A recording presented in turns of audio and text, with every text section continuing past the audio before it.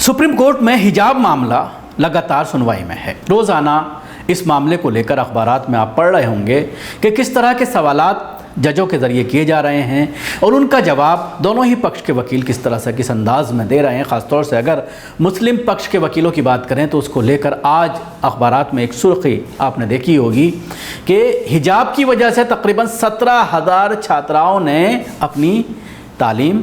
छोड़ दी है, अपनी एजुकेशन से हाथ धो लिया है। यहाँ तक कि एग्ज़ाम तक में वो छात्राएं नहीं बैठी हैं। इस तरह की खबरें आपने देखा था कर्नाटक से लगातार आ रही थी कि हिजाब पहन करके अगर वो एग्ज़ाम देने जा रही हैं तो उनको स्कूल में अंदर दाखिल होने नहीं दिया जा रहा है, जिसकी वजह से उनका एग्ज़ाम छूट रहा है और साल बर्बाद हो रहा है। लेकिन अब जिस तरह से कोर्ट के अंदर एक वकील ने, मुस्लिम पक्ष के वकील ने, ये छात्राओं के वकील ने ये कहा कि 17,000 छात्राएँ, क्योंकि जब उन्होंने कहा कि बहुत सारी छात्राएँ हैं जिनका ये एग्ज़ाम छूट रहा है या जिनकी तालीम छूट रही है, जिनकी शिक्षा पर असर पड़ रहा है, स्कूल छूट रहा है, तो कोर्ट ने उनसे ये पूछा क्या आपके पास कोई एग्जैक्ट फिगर है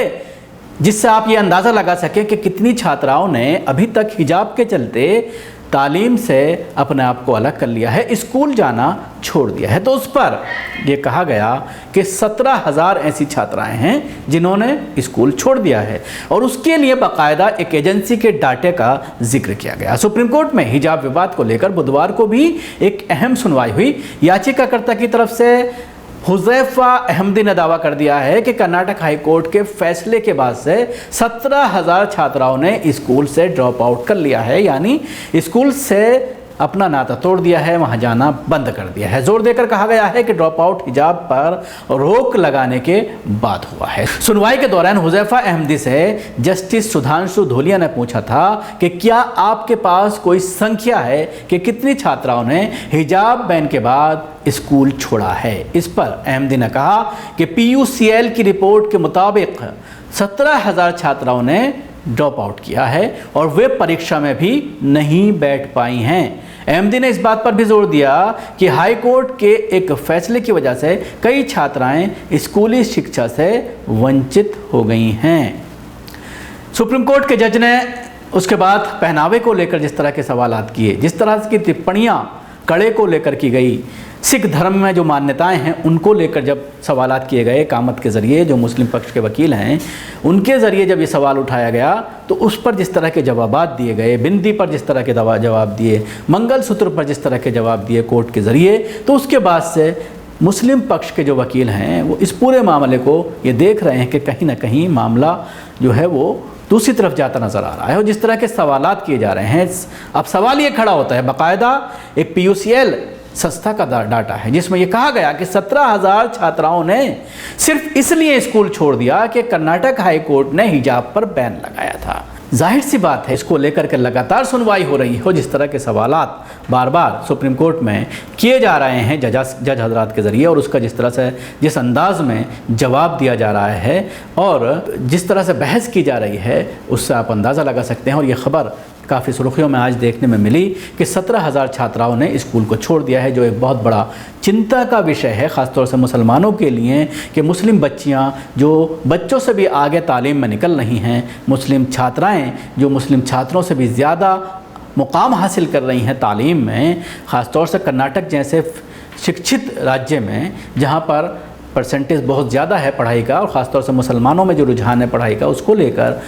एक बड़ा सवाल खड़ा हो रहा है और एक बहुत बड़ी चिंता का विषय है कि आखिर बच्चियां जो हिजाब में जाना चाहती हैं स्कूल में या जाया करती थीं, कर्नाटक हाई कोर्ट के फैसले के बाद वो स्कूल जो पहले से इजाज़त दिए हुए थे जहां पर किसी तरह की पाबंदी हिजाब पर नहीं थी, सिर्फ एक उडप्पी के स्कूल से ये मामला निकला और इसको जिस तरह से पॉलिटिसाइज किया गया, जिस तरह से हिंदूवादी संगठनों ने यहाँ पर गमछा पहन करके हिंदू बच्चियाँ जिस तरह से यहाँ पर भगवा शॉल पहन करके स्कूल में गईं और हिजाब का विरोध किया गया, उसको लेकर भी सवालात खड़े हुए हैं कोर्ट के अंदर। और मुस्लिम पक्ष के वकीलों ने ये सवाल ज़रूर खड़ा किया है और ये भी कहा गया है मुस्लिम पक्ष के वकीलों के ज़रिए कि अगर आप गमछा पहन करके आते हैं तो ये धार्मिक मान्यता नहीं है, बल्कि ये एक वर्ग विशेष को, मुसलमानों को डराने, उन्हें आतंकित करने के लिए इस तरह की हरकत कर रहे हैं। और पूरे प्रदेश में जिस तरह की ये घटना घटी है और जिस तरह से हाईकोर्ट के ज़रिए पाबंदी लगाई गई है, उसके बाद और राज्यों में भी ये मामला फैलता हुआ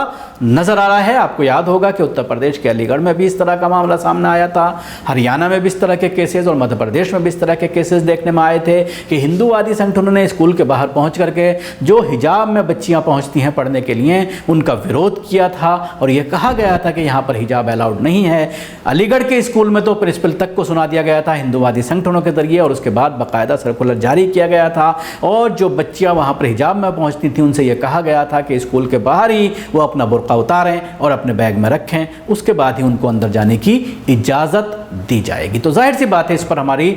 नज़र बनी रहेगी, लगातार इसको हम देख रहे हैं बारीकी से कोर्ट में किस तरह की पूरी कार्रवाई चल रही है। अपडेट जैसे इसमें कुछ आता है तो फिर हम हाजिर होंगे आपके सामने इसका अपडेट लेकर के। अगर आपको ये अपना चैनल पसंद आया, ये ख़बर पसंद आई तो इस पर कमेंट्स ज़रूर कीजिए, उसके साथ ही अपने चैनल को आप सब्सक्राइब भी कीजिए। धन्यवाद।